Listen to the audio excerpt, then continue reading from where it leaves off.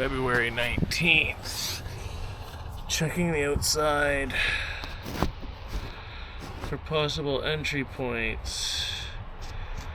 Have to remove the lattice to get a proper look at underneath the porch. Old wall vents that have seen better days, broken, falling off. Again, sitting open here.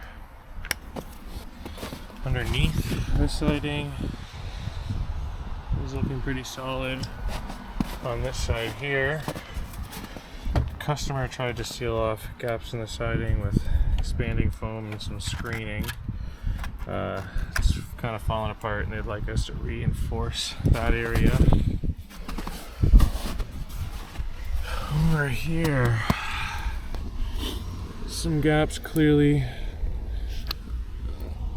underneath the siding here. Clear access points. Again, customer tried to seal it off, but it oxidizes quite quickly. So again, reinforcing the gaps over there, highly recommended. Another wall vent that we have sitting open. The biggest concern I have with this property is hidden right behind this board here. We have either the option to remove this board because there's gaps along the top here,